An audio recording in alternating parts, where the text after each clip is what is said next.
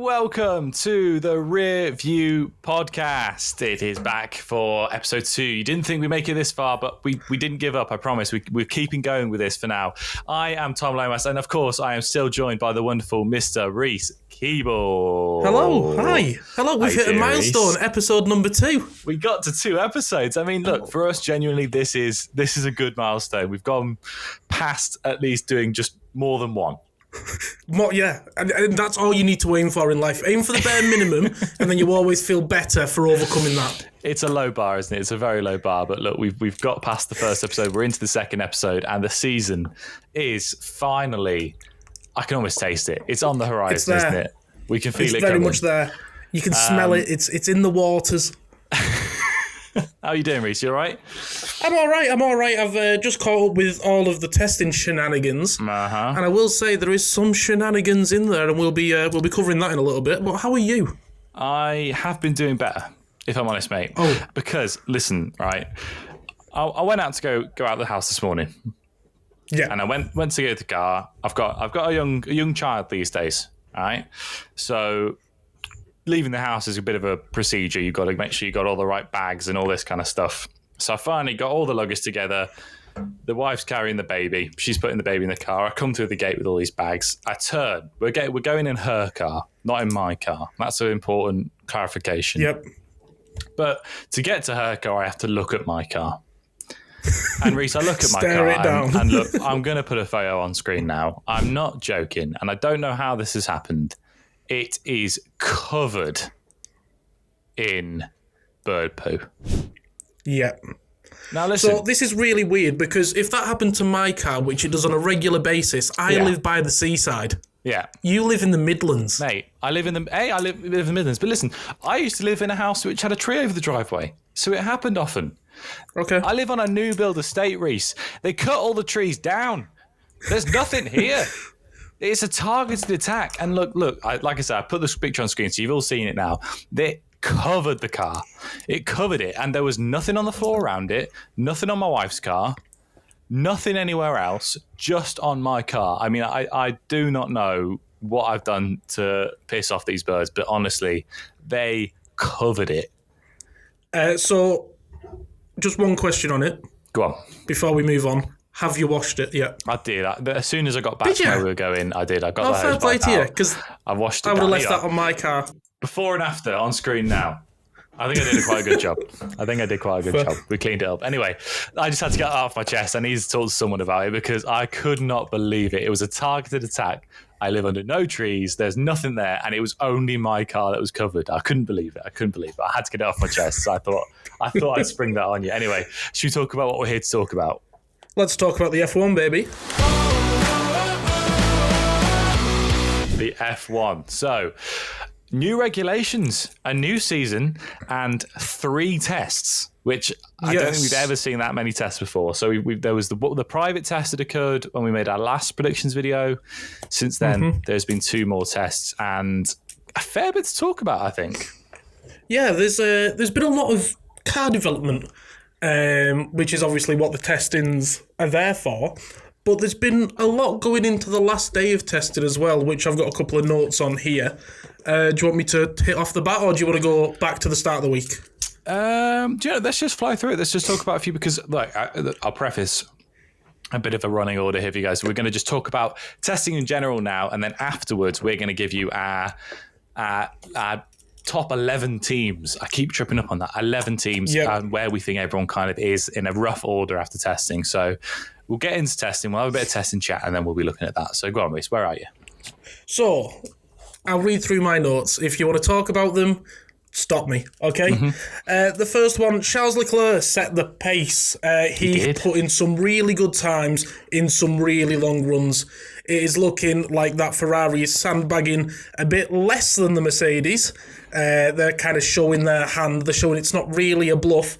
But Mercedes has apparently got a lot left in the tank to give.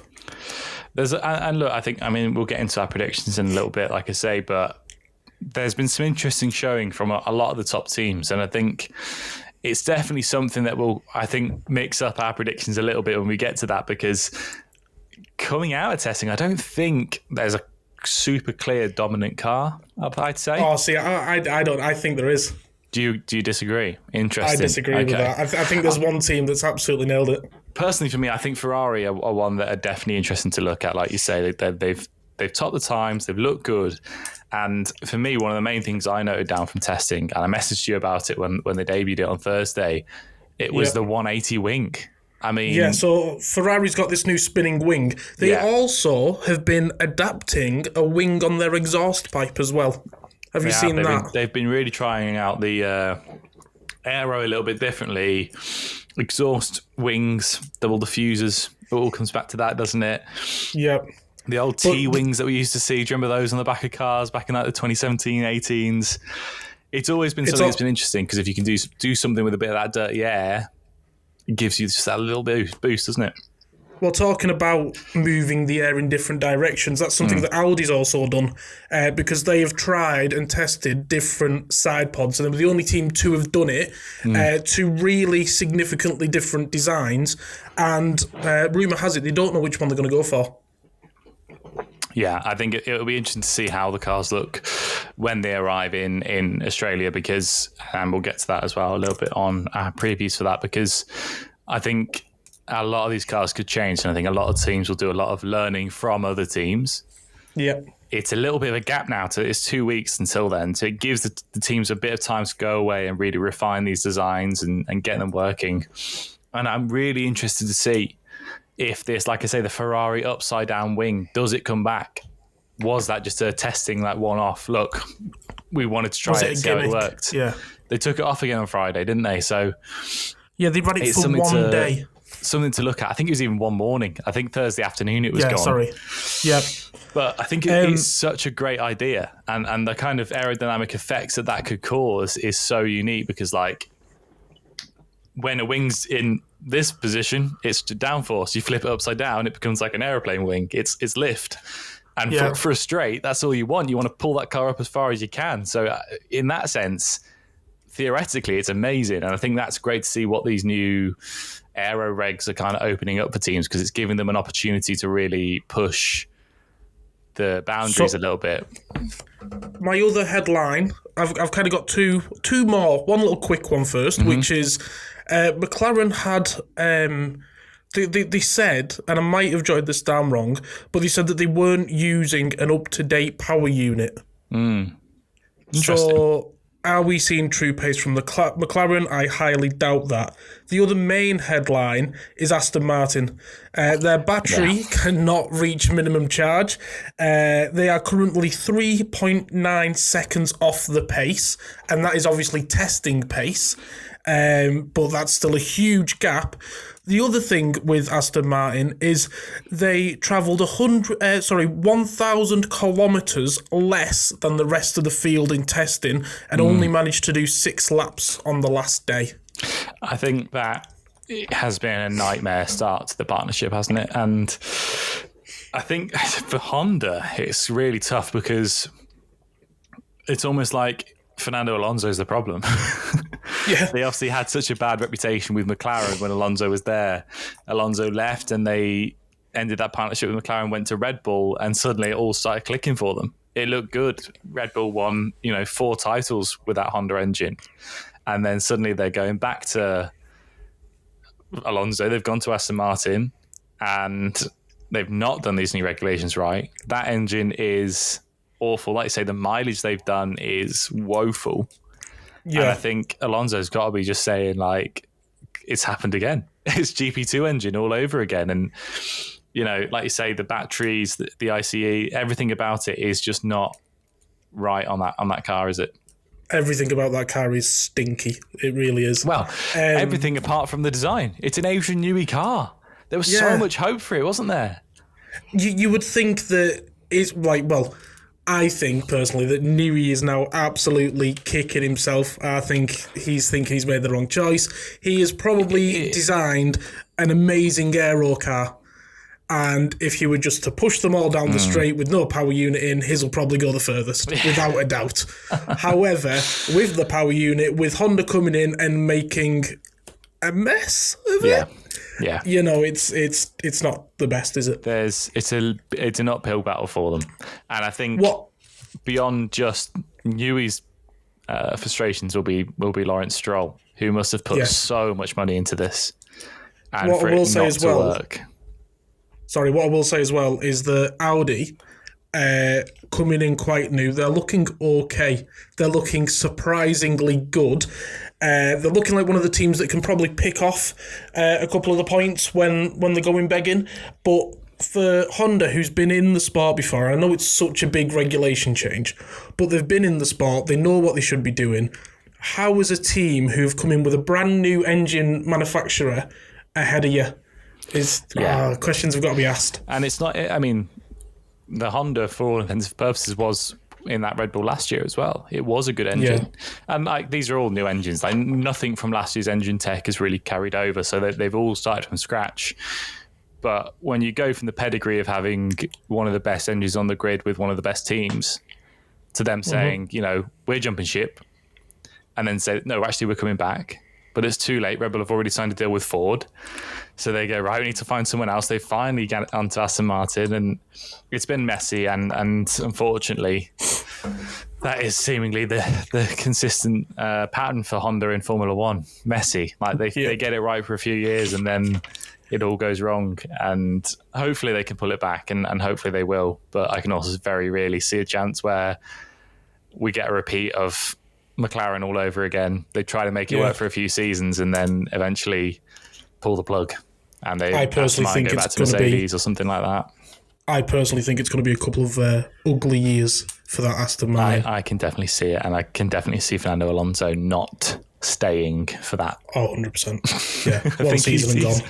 He's got to be having some major deja vu right now. Major deja vu.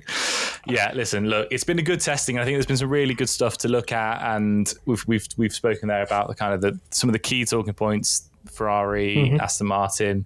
I think something that has been really interesting throughout the entire grid has been the comments from the drivers on these new cars. And I think we can't talk about testing without discussing this. Max Verstappen famously saying it feels more like Formula E on steroids. Yeah. A lot of these kind of comments, the drivers seem to be not liking these kind of cars. Even Lando, kind of, who at the start was criticizing others' comments, has come out to say, like, he was just winding them up. He's not really enjoying them either. None of the drivers are necessarily liking it, because I think there's a lot of lifting and coasting. There's a lot of not pushing these cars fully to the limits because they need to charge batteries and all this kind of stuff. And is it going to kill the sport, or is it going to make it more exciting? I think that's what we need to kind of decipher from this, because it could go two ways, couldn't it? Yeah, so the FIA have said that they're not making any critical decisions until after the Australian Grand Prix, which I think is quite brave for them to do.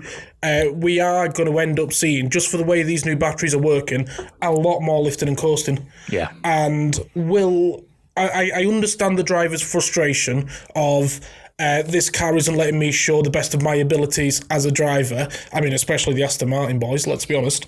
However, what I will say is, are they all getting an excuse in slightly early just in case, he's really struggling with that car? Yeah. Well, I told you so. Do you know what I mean? It could well be that. And I think you need to take a few things with a pinch of salt, don't you, with it in this scenario? Like, it could well be that. And I think there is definitely an element of that, like you say, in there, of trying to get an excuse in early or not quite facing up to the complete truth. But also... Well, I'm not... No, sorry.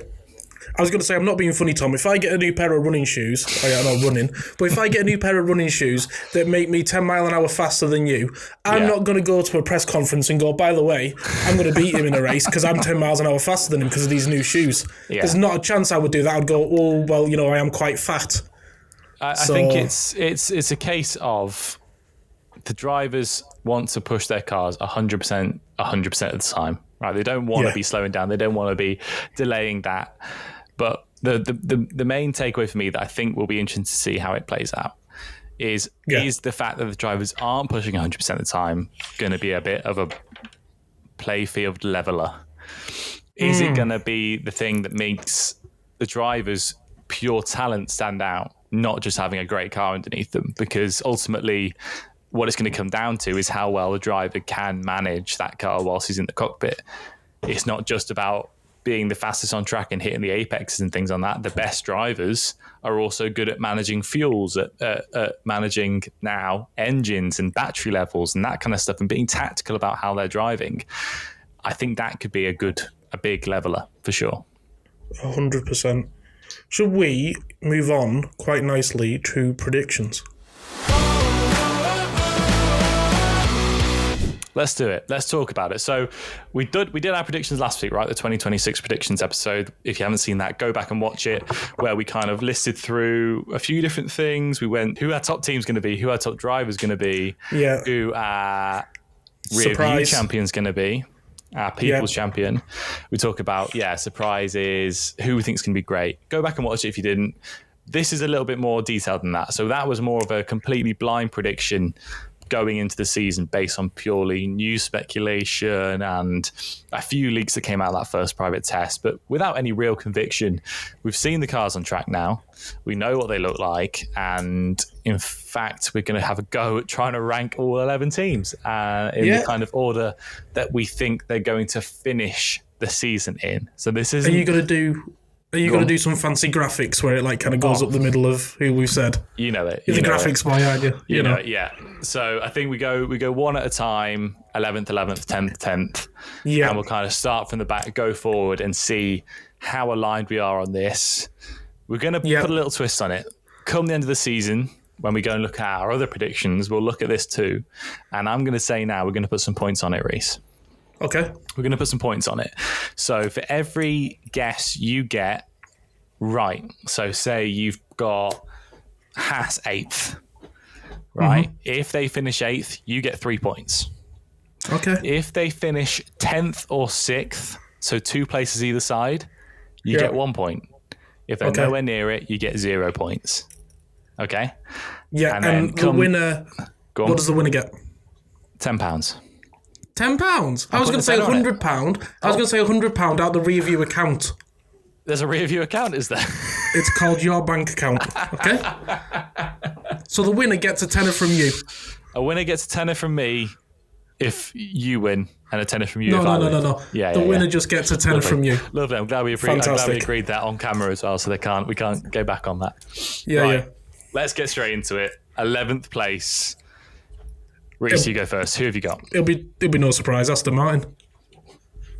I've really debated it. I hope they improve, and I think they've got the team to improve. Yeah, but I too think 11th is Aston Martin. I think this is a year to forget. I think they hardly even rack up many miles. I think that they DNF from a record amount of races. Even I can't. Yeah. It's a possibility. I mean, we don't know what that car's going to look like come Australia. Maybe they fix everything. Maybe over the course of the season they make it work, and they're great, and they get right up into the points again. But right now, for me, you're so optimistic, 11th. Tom. It's 11th for me. You are too optimistic with that car. Who have you got for 10th? 10th place, and this is the team I was debating putting 11th, purely because, despite I think having a fairly good test and not looking awful, they're new to the grid, and we don't know what to expect from them. I've given it to Cadillac. You know something? I've gone Cadillac as well. God, I hope we haven't made the exact same predictions the whole way up here. I feel like we could have done, because we do think very similar. 9th for me then, Tom. I have gone for Williams. Oh, have you? I have. Go on, what's your reasoning? Give me your reasoning. I genuinely... So I know that the Merc engine is working well in the Merc. I do also know... briefly from watching a bit of testing that they have been struggling in the other cars. Interesting. I purely just, I don't know. It's a guess, Tom, innit? It's a guess. It's a guess. Listen, I've gone 9th Audi. Okay. For similar reasons to Cadillac. You know, they're facing a steep uphill battle. They're brand new into the sport. Well, I mean, it's Sauber, but the engine's brand new. They've come in with their own power unit. I spoke a little bit about it in the predictions last week. Although I hope they do well, I'm not super optimistic for them. And I think that 9th and 10th for me between Audi and Cadillac could be swapped either way. I think Audi are going to struggle this season because they're a new team. And I don't think we hold that against them. And I hope they do well. But I'm not sure. So I've gone 9th, Audi. We'll see where they go from there. Yeah, well, I don't think we're thinking on the same page with that. But 8th for you, Tom. 8th for me, I've also gone. I've gone Williams. Who are your 9th? Okay. And my reasoning is, I think, similar to what you've said. They missed the first test, which is a red flag, right? They didn't turn. They've only tested for 2 out of the 3, whereas everyone else has done all 3. Yeah. Well, famously, it's not a red flag because they weren't there to get the red flag. They were just sat at home. Very good. Thank you. But they've done good mileage in the test they have been there in. They've not looked awful, and I kind of hope they do better than 8th. They were best of the rest last year, and I've got a soft spot for Williams, and I think like if you look at how they performed last season as James Vowles, they did well. They've got 2 great drivers in Sainz and Albon, who I think are good. In fact, in that video, in the predictions video, I think I kind of had them as my overachiever. I thought they'd do better than people would expect for them, but I've put them 8th just because I feel like we have more evidence on paper for the teams ahead of them to do that. Yeah, so my 8th is quite out there. I hope I'm right. Racing Bulls. Okay. So, and I don't really have much to say, so should I just move on to my 7th? Let's take your 7th. Go on. So my 7th, I've gone for Alpine. I'm sorry, how high have you got Audi? I was expecting Audi to come high. Now. Wow, okay. Audi are high. You've got Alpine 7th. But not that high. Alpine 7th, purely because they have had a good testing. They've got Colapinto in there now, haven't they? Who is, he's a stunning fast driver. They've got Gasly, who is utterly reliable. I really think that team is going places. What about yourself, Tom? Interesting. 7th, I've got Racing Bulls. Okay. So, I mean, you didn't have the reasons in there, but look, I think for me, the main reasons there is I think it's a new year of partnership for Red Bull Ford, and I think the priority is going to be the Red Bull Ford. And I don't think they're going to get as many of the upgrades. The Ford engine is due. They're not going to get any of Red Bull are going to get those first, and I think that will cost them a few points further down the line. Yeah, that's if I would have thought about. I obviously thought that when I was doing it, and then couldn't think of when it came time to say. Right, where are we at? 6th? 6th, Audi. Right, you've gone 6th. Interesting. I've gone 6th because what I'm thinking is they're going to pick up points. They're going to get points. They're going to be on the bubble. They're going to be right there for when someone crashes out. They'll be getting 10th and 9th. I don't think they'll be getting. I think they've got a great driver lineup as well. So, yeah, driver lineup is there. Testing, they've tested really well. Like, they look like the best of the rest in testing. I know that they might have been going a little bit less sandbaggy than everyone else, but I've gone Aldi. What about you, Tom? Number 6. 6th, I've gone for Haas. Okay. And I think they've been pretty solid in testing. Yep. They've looked all right. They've not been any problem makers. So I've kind of just put them in the halfway spot, and I think they could do it there. Like I think they're good enough to just be consistent. I don't think they're going to push beyond 6th. I don't think they're going to push for podiums or top points in races.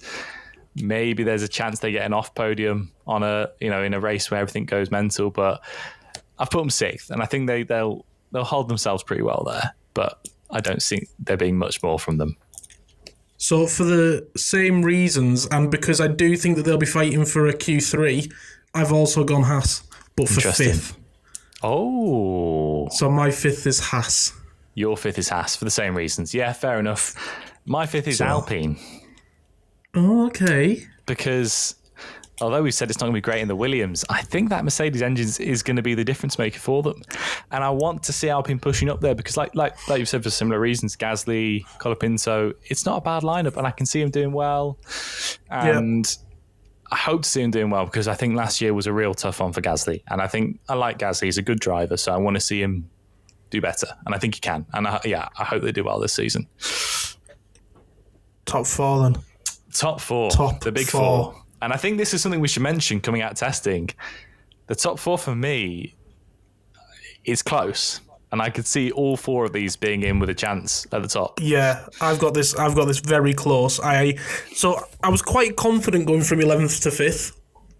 Now I'm not. Yeah. And it really frustrates me to say this as I'm wearing a bright orange cap and the World Championship t-shirt, but I've got McLaren in 4th. Yeah, I've got McLaren in 4th. I've got McLaren in 4th. I debated For the same it. reasons. For the same reasons as the Williams, as the reason why I had Alpine quite low, for the same reason. It is a new engine, it's new regs. Mercedes are going to do everything to try and power themselves forward, to give themselves the advantage. Yeah. I thought about it, I really did, and I nearly put McLaren 4th, but I'll be honest, I couldn't do it. I couldn't do it because they're the champions. They can't go from being the best in the world to being 4th, surely. So I've gone Red Bull Racing. Okay. For the reasons that I can't look. To be fair, in testing they've looked super solid, and I've got no reason to doubt them at all. And I think they probably will. Like I say, it's super. Any 4 of these teams could fight for the championship this season. But I have said Red Bull because that 4 power unit is just an unknown, and we don't know how good it's going to be. And it could be good, it could be great, it could be awful, and we'll see more of that as the season goes on. So I've got Ford in Red Bull, even in 4th. Red Bull. Who is your 3rd? So I put McLaren 3rd. Right. I wanted to push them further, but I put them 3rd because, I think they're firmly in that top league group. They're, like I said, they are firmly in that top 4, and I think Lando will have a good shot at defending his title. But looking at the data coming out of this test, and seemingly, I think you're about to tell me the same thing. I think the top 2 are the top 2. Yeah, well, I've gone Red Bull 3rd. The thing with the Red Bull is that it's the unknown of Isaac Hadjar. That's a great point as well. New driver in the 2nd seat. If he can get points, if he can get points in that 2nd seat, they could be sitting higher. One quick prediction I want from you here, Reece, on the spot. Yep. Come the end of the season, is Isaac Hadjar still in that 2nd Red Bull seat? So I'm going to say yes. Interesting. In my driver's lineup, because I did it wrong and I did a driver's one, I have him sitting at 8th place. 8th. Interesting. So, okay. Yeah. You think he stays in the Red Bull? I think he stays in the Red Bull. They don't go for a mid-season switch. It would be way too stupid to do that. I mean, they'd have to go for Lindblad, wouldn't they? And I can't see them putting Lawson back in. And I don't think Lindblad's ready. So it would be so ridiculously silly after the season he had last year as well. It'd be so ridiculously silly to change him mid-season. That's fair enough. Right, the top 2 then. So before we get into this, I want to remind everybody. In our predictions video we made the week before last, in our first episode, we both had the same champion. Has that changed for you, Reece? That has not changed for me. Interesting. So I have gone Ferrari 2nd, Mercedes 1st. Has it changed for you, Tom? It has. Has it? I've put Ferrari 1st. Wow. And furthermore to that, I've put Lewis Hamilton as an 8-time world champion this season. Nah. So, you know how I said that when you have your kid, you'll be sleeping less and you might feel a bit delusional? I think that's that. There's not a chance. Listen. Not a chance. Hamilton is a 2nd driver now to Charles Leclerc. That's not happening. I think that Ferrari looks great, and I'm really interested by the technical advancements that they've made with these wings, and their starts look incredible. Everyone's struggling with their starts apart from Ferrari. They've nailed them every single time we've seen them do it. I think that especially with a smaller, lighter, more nimble car that isn't ground effect dependent, I think we're going to see the best form of Lewis Hamilton again this season. And I think Lewis Hamilton is your world champion this season. Yeah, I think you're absolutely nuts, and it's George Russell who's going to be the world champion. He's got that Kim Kardashian power behind him now, mate. I tell you what, I'd be a world champion if Kim Kardashian was on my arm. That's all I'm saying. He's got to think about driving back to her. That's why he's got to finish the race as fast as he can to get back to Kim. Yeah. Listen, mate, look, I know it's It's a brave one, but I think Ferrari right now, in my opinion, are the best team. And I don't know if that's a bit hopium because the Mercedes does look so good that I want there to be a bit of challenge there. But yeah, don't get me wrong. I want Ferrari to do well. It's been so long. I hope there's a battle. However, I can't see it going any other way than Mercedes. I really can't, unless there's some in like, you know, the mid-season break and there's some ridiculous developments. I can't see it going any other way. Let me pitch this to you. Go on. Lando Norris, George Russell, Lewis Hamilton, a three-way British fight for the Formula One World Championship. Tell me that doesn't sound good. It does. It sounds really amazing. And I'll tell you what will be... you know what? I'm going to give you a really bold prediction right now. Go on. Really bold. Kimi Antonelli is going to struggle in that second car. Yeah. And Lando Norris is going to join it. What? Before the end of the season? Yeah. What? Oh, that's bold. You think Lando Norris, the McLaren Golden Boy, is going to leave McLaren before the end of the season? Before you start on me, you've just said that Lewis Hamilton's going to be world champion, so I had to do something bold. Yeah, because what do you mean? What do you mean Lando Norris is going to leave McLaren mid-season? That's insane. That's insane. Yeah, I've got right, shall we? Shall we very quickly, because I need to wrap things up. Okay. Shall we very quickly say who we think our top three are going to be for Melbourne? Let's talk Melbourne. The Australian Grand Prix, there won't be an episode now until after the Australian Grand Prix when we'll review it and we'll talk about it and then we'll preview the next race. That's kind of how this is all going to go once the format actually falls into a race-by-race It's the name series. Of it. It's the Rearview. We've got to review it. Exactly. So, Australia. Here we go then. In your best Australian accent, please. All right, mate. I'm saying, I'm gonna throw this onto you right now. I've gone South African. That's South African, mate. I want your pole position and your top three. Pole position for Australia, I'm saying Lewis Hamilton. Who have you got? Yeah, of course. No, that's Scouse. I am going... good day, mate. I'm going for a George Russell. I think he's going to be pole. Pole position. And I am also going for... that's so bad. I'm going for my top three of Max. Interesting. I want it to be a rainbow, actually. I want it to be Max, I want it to be Charles, and I want it to be George to win, I think. Interesting. Okay. My top three in Melbourne. Hamilton does not convert the pole. He finishes second. Yeah. Third place is Max Verstappen. Yeah. And your first place, I agree. I think it's George Russell. So we will keep a tally of who got the predictions right after each week. So that's it, locked in. We'll get a I'm going to get a tenner. Thank you very much. God bless you all. Right. Thank you very much for watching today. We'll see you after Australia. Enjoy the first race of the season. F1 is back, baby, and it's better than ever. 2026 will be a great season. The Rearview's back. F1's back. We're all back. It's F1 fever, baby. We'll see you next time. Goodbye.